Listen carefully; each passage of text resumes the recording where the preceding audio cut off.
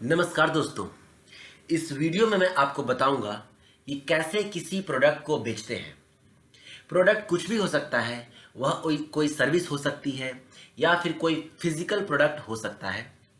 तो उस प्रोडक्ट को बेचना कोई बहुत मुश्किल काम नहीं होता है, लेकिन बेचना कैसे है इसको समझने की कोशिश करते हैं।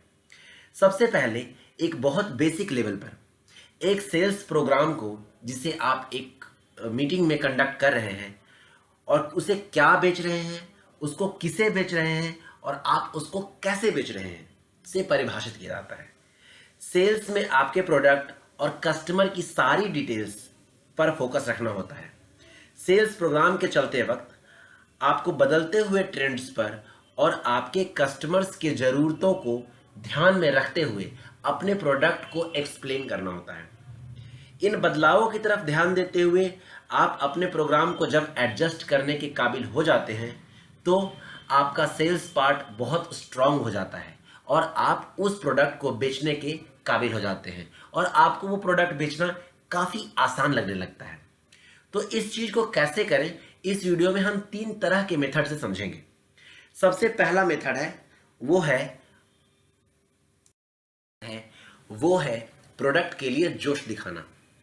दूसरे तरीके से हम खरीदार से साथ कैसे जुड़ते हैं इसके बारे में समझेंगे। और तीसरा, एक ओनर सेल्स पर्सन की तरह प्रोडक्ट को कैसे बेचते हैं। तो सबसे पहले हम बात करते हैं कि प्रोडक्ट के लिए जोश दिखाते हुए किस तरह से हम सेल करते हैं। अपने प्रोडक्ट के बारे में स्टडी करें। अगर आप प्रोडक्ट के बारे में जानकारी दे सकेंगे और कस्टमर्स के मन में मौजूद जितने भी सवाल हैं उनके जवाब दे सकेंगे तो उन्हें ऐसा लगेगा कि आपको सच में प्रोडक्ट की परवाह है। अगर आप प्रोडक्ट को काम की चीज़ मानते हैं तो इससे उनके द्वारा भी ऐसा ही किए जाने की संभावना बढ़ जाएगी। अपने प्रोडक्ट को अंदर से लेकर बाहर तक सब कुछ मालूम रखना बहुत ज़रूरी है। अगर कस्टमर के द्वारा पूछी हुई किसी बात का जवाब आपको ना मालूम हो तो कुछ ऐसा बोल सकते हैं कि मुझे इसका एकदम सही जवाब तो मालूम नहीं है, लेकिन मैं एक बार इसे देखना चाहूँगा और जवाब मिलते ही फौरन मैं आपको जवाब बताऊँगा। तो आप बताइए कि मैं इस जवाब को आप तक कैसे पहुँचाऊँ। दूसरा है कस्टमर के सामने प्रोडक्ट की सुविधाओं पर जोर दें। सही लोगों तक अच्छे प्रोडक्ट की जानकारी पहुंचाने के साथ ही प्रोडक्ट की क्वालिटीज़ को एक लाभ के तौर पर दर्शाना भी बेहद ज़रूरी होता है। इस तरह के कस्टमर्स के लिए यह देख पाना आसान हो जाता है कि उन्हें इस प्रोडक्ट को क्यों खरीदना चाहिए। तो कुछ इस तरह की चीज़ों के बारे में सोचकर देखें कि क्या यह प्रोडक्ट कस्टमर के लाइफ को और भी आसान बनाएगा। क्या यह प्रोडक्ट लग्जरी होने जैसा फील करता है। क्या ये प्रोडक्ट कोई ऐसी चीज़ है जिसे काफ़ी सारे लोगों के द्वारा इस्तेमाल किया जा सकता है। या फिर क्या वो प्रोडक्ट ऐसा है जो काफ़ी लंबे समय तक यूज़ किया जा सकता है। प्रोडक्ट को अच्छी तरह से एक्सप्लेन किए जाने की पुष्टि कर लें। अगर आप एक direct person to person sales नहीं कर रहे हैं, फिर भी आपको इस बात की पुष्टि करनी होगी कि retail packaging, point of purchase display या किसी भी तरह के मार्केटिंग मटेरियल पर प्रोडक्ट के बारे में सही जानकारी दी जा रही है या नहीं। फिर भले आप प्रोडक्ट को डायरेक्टली सेल कर रहे हों या फिर सिर्फ एक हम सेल्स पिच तैयार कर रहे हों, डिस्प्ले पर प्रोडक्ट के बारे में अच्छी जानकारी रखना कस्टमर को इसकी तरफ खींचे चले आने के लिए तैयार करता है। बस प्रोडक्ट की सारी इंफॉर्मेशन के सच्चे और पूरे इंफॉर्मेटिव होने की अच्छी तरह से पुष्टि कर लें। प्रोडक्ट पैकेजिंग, मार्केटिंग मटेरियल्स पर यूज़ की जाने वाली लैंग्वेज के स्पष्ट और डायरेक्ट पढ़ने में आसान होने की पुष्टि कर लें। कुछ वक्त और पैसा लगाकर अपने प्रोडक्ट पैकेजिंग और मार्केटिंग मटेरियल के अच्छे हाई क्वालिटी फोटोज़ और अच्छे अलग अलग तरह के कलर्स के साथ नज़र आने की भी पुष्टि कर लें कि यह अच्छी तरीके से डिस्प्ले होता है। दूसरे तरीके में अपने प्रोडक्ट को बेचने के लिए हमें खरीदार के साथ जुड़ना चाहिए। खरीदार के साथ जुड़ने के लिए प्रोडक्ट से अपने लगाव को शेयर करें। एक अच्छा सेल्स पर्सन बेचे जाने वाले प्रोडक्ट के ऊपर पूरा भरोसा करता है और उसके इसी लगाव को भी कस्टमर तक पहुंचाता है। प्रोडक्ट के लिए अपने लगाव को दिखाने के लिए काफ़ी सारे तरीके मौजूद हैं। सबसे पहला, बॉडी लैंग्वेज और टोन को नज़रअंदाज मत करें। अगर आप प्रोडक्ट के बारे में स्पष्ट रूप से बोलते हैं और उसके बारे में डिस्कस करते वक्त अपने एक्सप्रेशंस दिखाते हैं तो आप एक तरह की एनर्जी और उत्साह को उन तक पहुंचा देंगे। वहीं दूसरी तरफ अगर आप कस्टमर्स के सवाल पूछने पर बुदबुदाते रहेंगे या अपने आर्म्स को, चेस्ट को क्रॉस कर लेंगे तो उनको ऐसा लगेगा कि आप एकदम अलग हैं और आपको अपने प्रोडक्ट की कोई परवाह नहीं है। आप दूसरे खुश कस्टमर प्रोडक्ट को किस तरह से यूज़ करते हैं यह बताने के लिए तैयार रहें। जो भी आपके प्रोडक्ट को यूज़ करते हैं वो कस्टमर्स कितने खुश हैं, उनके क्या फीडबैक रहे, किस तरह से आपने उनके प्रोजेक्ट को सॉल्व किया, ये ज़रूर बताएं। प्रोडक्ट के बारे में बताई हुई खास कहानियाँ कस्टमर्स को उससे जोड़ने में मदद करती है। उदाहरण के लिए अगर आप एक शैम्पू बेच रहे हैं तो आप कस्टमर से कुछ ऐसा बोल सकते हैं कि मेरे बाल बहुत उलझे हुए रहते थे, लेकिन जब से मैंने इसे यूज़ करना शुरू किया है ये अभी जैसे काफ़ी स्मूथ और स्ट्रेट हो गए हैं। कस्टमर्स के मन में उठने वाले सवालों को पहचानें। आपको प्रोडक्ट्स के बारे में कस्टमर्स के मन में उठने वाले सारे सवालों के जवाब देते आना चाहिए। फिर भी सबसे ज़रूरी आपको उन सवालों को पहचानना आना चाहिए। इससे ऐसा लगता है कि आप कस्टमर्स की ज़रूरतों को समझते हैं। उन ज़रूरतों के बारे में बात करते वक्त आप अपने आप को कस्टमर्स के साथ इमोशनली कनेक्ट करने की पुष्टि कर लें। अपने खास कस्टमर्स के बारे में सोचें। उन्हें किस बात से प्रेरणा मिलती है, उनकी क्या ज़रूरतें हैं, क्या वो यंग हैं, धनवान हैं या उनकी फैमिली है। यानी कि हमें पहले उनके बारे में बैकग्राउंड नॉलेज होनी चाहिए कि हमारे कस्टमर्स कौन हैं। उसके बाद जब आपके मन में कस्टमर्स के बारे में एक अंदाज़ा बैठ जाए फिर सोच कर देखें कि आपका प्रोडक्ट किस तरह से उनकी ज़रूरतों को पूरा कर सकता है या उनकी इच्छाओं को साकार कर सकता है। कस्टमर्स के साथ में बात की शुरुआत करने की प्रैक्टिस करें। जैसे मान लीजिए आप डायरेक्ट सेल्स में काम कर रहे हैं और आपके द्वारा लोगों से जुड़ने का तरीका बहुत ज़रूरी होता है। उनसे क्या आप मदद कर सकते हैं, जैसे क्लोज एंडेड क्वेश्चन ना करने के बजाय आप इस तरह से कि आप किस चीज़ की तलाश कर रहे हैं या ऐसे स्पेशल इंसान के लिए कोई गिफ्ट खरीदना चाह रहे हैं क्या, मतलब कि कुछ ऐसा क्वेश्चन जिसमें वो जवाब दें, ऐसा सवाल तैयार रखें। इसके साथ ही अपने प्रोडक्ट्स के बारे में कुछ ऐसे रिमार्क्स देने के लिए तैयार रहें जो कस्टमर के इंटरेस्ट को जगा सके। एक गहरी बातचीत की शुरुआत करें। उदाहरण के लिए अगर आप क्लॉथिंग रिटेल में हैं तो आप ऐसा बोल सकते हैं कि आपको पता है कि ये ए लाइन के कुर्ते बहुत पॉपुलर हैं, तो आपने उन्हें ट्राई किया है क्या। कस्टमर की ज़रूरतों को प्रोडक्ट की खासियत में बदल दें। मार्केटिंग में इसे पोजीशनिंग के नाम से जाना जाता है और इसमें कस्टमर की आशाओं और इच्छाओं को प्रोडक्ट के साथ जोड़ना शामिल होता है। किसी भी प्रोडक्ट की पोजीशनिंग करते वक्त कुछ बातें ध्यान में रखनी चाहिए। प्रोडक्ट को मार्केट की मौजूद बेस्ट की रेंज में रखें। प्रोडक्ट को खरीदे जा सकने या बजट में आने के मामलों में बहुत हाई और लग्जरी मामले बहुत कम मत दिखाएं। प्रोडक्ट के बारे में बातों को इसे बेचे जाने वाले इंसान के हिसाब से ही पोजीशन करें। आपके पास में काफ़ी सारी अलग अलग बातें हो सकती है, लेकिन आप उन स्किल्स को किस तरह से सेल के लिए यूज़ करते हैं वो पूरी तरह से आपके ऊपर डिपेंड करता है। बातों को बढ़ा चढ़ाकर मत बोलें या ना ही ज़्यादा झूठ बोलें। पोजीशनिंग की धारणा बनाने के बारे में है, ना कि धोखे के लिए। बातों को कुछ इस तरह से पोजीशन करें ताकि उसका वजह से प्रोडक्ट खुद ब खुद ऊंचा उठ जाए। इसका मतलब कि प्रोडक्ट से जुड़े हुए चाहे जाने वाले पॉजिटिव वैल्यूज़ वही हैं जो इसे बेचते हैं। इसे कहने में और करने में महारत रखने वाली कंपनी जैसे कोका कोला, एप्पल कंपनी सारे डिज़ाइनर आइटम्स या लेबल्स भी शामिल हैं। सोच कर देखें कि आपका प्रोडक्ट किस तरह से कस्टमर्स की लाइफ स्टाइल या वैल्यूज से कनेक्ट करेगा, ना कि बस एक फंक्शन की तरह। उदाहरण के लिए अगर आप किसी धनी बुजुर्ग इंसान को एक हाई एंड प्रोजेक्ट बेचने की कोशिश कर रहे हैं तो आपको इसके लग्जरियस फीचर के बारे में मेंशन करना होगा। तो इसे करने के लिए ऐसी बात बोलें कि ये देखिए बहुत खूबसूरत है, इसके लेदर शीट्स को देखिए कितनी कंफर्टेबल है, या ये आपके लिए बिल्कुल परफेक्ट रहेगी।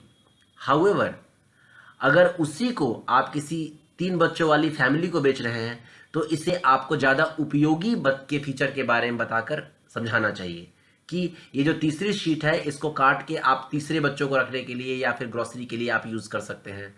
मतलब कि आपके प्रोडक्ट का जो डिस्क्रिप्शन है वो सामने वाले कस्टमर के हिसाब से बदलता जाएगा। कुछ कस्टमर्स उसी प्रोडक्ट को लग्जूरियस की तरह देखेंगे, कुछ कस्टमर्स उसी प्रोडक्ट को कंफर्टेबल और ज़्यादा यूज़र फ्रेंडली की तरह पे देखेंगे। आप कैसे समझाते हैं उसके लिए पहले आप कस्टमर को समझिए और समझने के बाद अपने प्रोडक्ट को उसके अकॉर्डिंग कस्टमाइज करके समझाइए।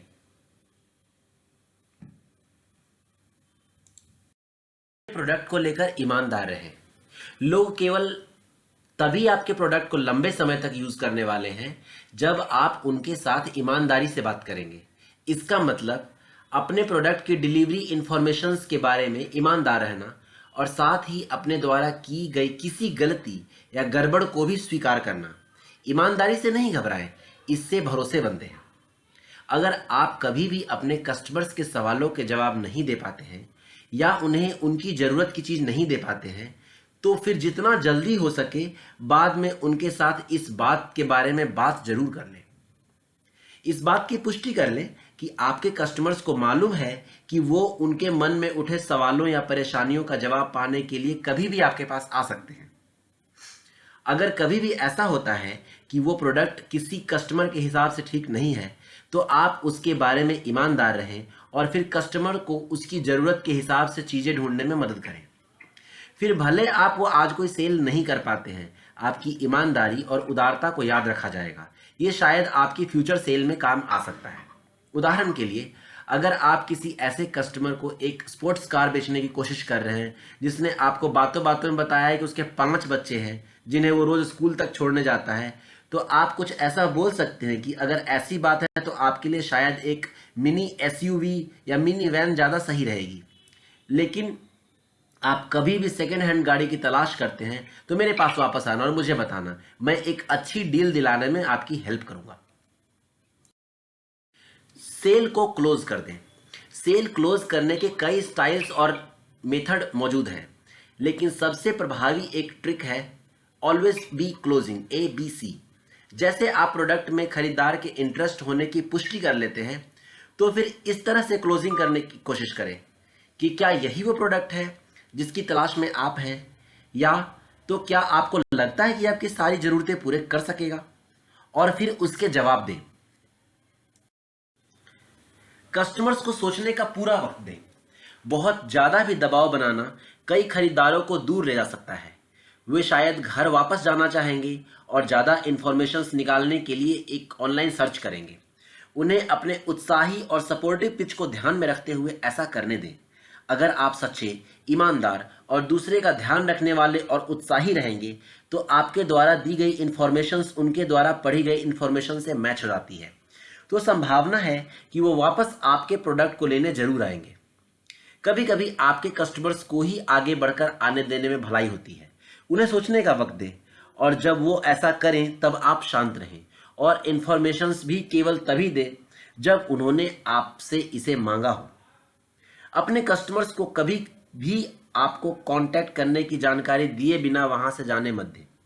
अगर आप किसी स्टोर पर या किसी साइट पर काम कर रहे हैं तो पुष्टि कर लें कि आपके कस्टमर्स को आपको फिर से कांटेक्ट करने का तरीका, खासकर अगर आप यहाँ वहाँ जाते रहते हैं, मालूम है। अपने कस्टमर्स को इस तरह से बताने की पुष्टि कर लें, अगर आपको कभी भी ज़रूरत पड़े तो मैं आपको यहाँ इस काउंटर पर मिल जाऊँगा, या अगर आपके मन में कोई भी ऐसा सवाल आए तो बस इस सेल्स एसोसिएट से मुझे बुलाने के लिए कह दीजिए। आप चाहें तो कस्टमर्स को अपनी कॉन्टैक्ट इन्फॉर्मेशन भी दीजिए और उसके मन में कोई सवाल आए और किसी भी चीज़ की ज़रूरत पड़े तो कॉन्टैक्ट कर सके। कस्टमर को अपना बिजनेस कार्ड देना, अपना ईमेल आईडी देना और ये सब करना एक बहुत अच्छी बात है। अपने खुद की बुद्धि का यूज़ करें। अगर आपको लगता है कि कस्टमर बस खरीदारी करने ही वाला है तो बहुत ज़्यादा दखलंदाजी दिए बिना उनके आसपास ही रहें। अपने कस्टमर्स के द्वारा आसानी से ढूंढे जाने लायक बने वो कस्टमर उस चीज़ को खरीदने का फैसला करे और फिर आपको ही ना ढूंढ पाए, तो ऐसा तो आप नहीं चाहेंगे। अब एक तीसरा तरीका है जिसे एक ओनर सेल्स पर्सन की तरह प्रोडक्ट को बेचते हैं। इसमें सबसे पहले किसी प्रोडक्ट को एंड सेल तक ले जाने के लिए सभी पहलुओं को खुद से परिचित करें। एक ओपन सेल्स पर्सन की तरह, मतलब कि वो इंसान जो प्रोडक्ट को बेचे जाने वाले बिजनेस का मालिक है, आपके पास में ज़्यादा खरीदारों के साथ में सिर्फ इंटरेक्शन करने से कहीं ज़्यादा प्रभाव डालने की काबिलियत है। यहाँ पे बाकी सारे स्ट्रेटजी के साथ आपके सेल्स को इम्प्रूव करने के लिए दूसरे फंक्शंस को भी यूज़ कर सकते हैं। एडवर्टाइजिंग, मर्चेंडाइजिंग, मार्केटिंग, सेल्स, काफ़ी सपोर्ट और ज़रूरी फंक्शन होते हैं और सेलिंग ही इन सपोर्ट फंक्शंस का असली लक्ष्य होता है। तो एक अच्छे ओनर सेल्स पर्सन को इन सब के बारे में अच्छी तरह से जानकारी रखना चाहिए। मार्केटिंग के बेसिक टेक्स्ट को पढ़ें, ये आपको एडवर्टाइजिंग, मर्चेंडाइजिंग और मार्केटिंग में छिपी हुई कई ट्रिक्स और टेक्नोलॉजी के बारे में जानकारी दे देंगे। अपने प्रोडक्ट की मार्केटिंग करें। ज़्यादा से ज़्यादा चैनल्स के जरिए अपने प्रोडक्ट इन्फॉर्मेशंस उपलब्ध कराना जरूरी होता है।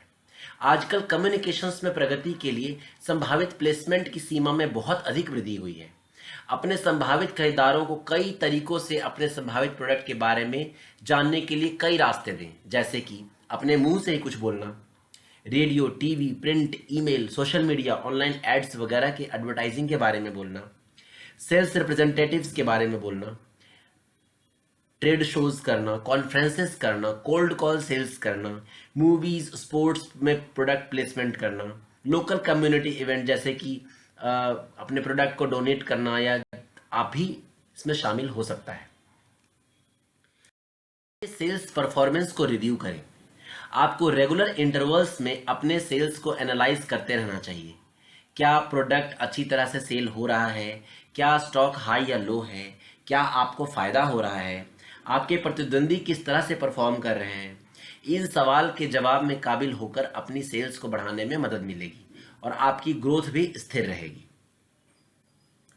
अगर ज़रूरत पड़े तो सेल्स ट्रबल शूट यानी कि समस्या का निवारण करें। अगर आप ठीक तरह से सेल नहीं कर रहे हैं तो प्रॉब्लम सॉल्विंग मोड में इंटर करना होगा। अपनी सेल्स को इम्प्रूव करने में अपने प्रोडक्ट के ऊपर फिर से आकलन करना, कस्टमर बेस और मार्केटिंग शामिल रहेगा। वक्त वक्त पर अपनी स्ट्रेटजीज बदलते रहें। अगर कस्टमर हमेशा बस एक तरह के ही सेल्स रूटीन को सुनते रहेंगे तो हमेशा display month in month out को देखते रहेंगे और उन्हें प्रोडक्ट बेकार लगना शुरू हो जाएगा। अगर कोई प्रोडक्ट सही ढंग से नहीं सेल हो रहा है तो उस प्रोडक्ट को हटाने का विचार करें। इसे नष्ट करने के लिए स्टॉक को डिस्काउंटेड प्राइस पर बेचा जा सकता है। अपने टारगेट मार्केट को रिव्यू करें, अपने सेल्स फोकस को शार्प करें। अपने प्रोडक्ट के खरीदार शायद बदल भी सकते हैं और आपको उनके साथ में बने रहना चाहिए या फिर एक नया मार्केट चुन लें। प्रोडक्ट डिज़ाइन, डिस्ट्रीब्यूशन, पैकेजिंग वगैरह को री इवैल्यूएट करें। अपने टारगेट मार्केट और सेल्स की स्ट्रेटजी के साथ प्रोडक्ट को ध्यान में रखते हुए अपनी बिक्री में सुधार कर सकते हैं। अपने प्रोडक्ट के प्राइस को बदलें। अपने सेल्स डेटा और प्रतिद्वंदियों के परफॉर्मेंस के बारे में स्टडी करके आप खुद ही समझ जाएंगे कि आपके प्रोडक्ट को बहुत ज़्यादा दाम पे बेच रहे हैं या फिर बहुत कम। अपने प्रोडक्ट को एक्सक्लूसिव बनाएं या सिर्फ लिमिटेड टाइम के लिए ही उपलब्ध बनाएं। कभी कभी इस तरीके से की हुई कंट्रोल सप्लाई डिमांड सेल को बढ़ा देती है। हालांकि इस ट्रिक के अपनी ओवरऑल स्ट्रेटजी के ऊपर काम करने की पुष्टि जरूर कर लें। अगर आप प्रोडक्ट को रोजमर्रा के यूज़ के लिए परफेक्ट प्रोडक्ट की तरह मार्केटिंग कर रहे हैं तो उसे एक्सक्लूसिव बनाना आपके काम नहीं आएगा। तो दोस्तों इस वीडियो में मैंने आपको बताया कि कैसे किसी प्रोडक्ट को बेचना चाहिए और उसके क्या तरीके हो सकते हैं। अगर आपके दिमाग में कुछ और भी नए तरीके आते हैं या कोई नया स्ट्रेटजी है तो आप मुझे ज़रूर कमेंट करें, और अगर आपको ये वीडियो अच्छी लगी हो तो अपने दोस्तों में शेयर करें और अपने स्किल्स को बढ़ाएं। अभी के लिए अलविदा, धन्यवाद।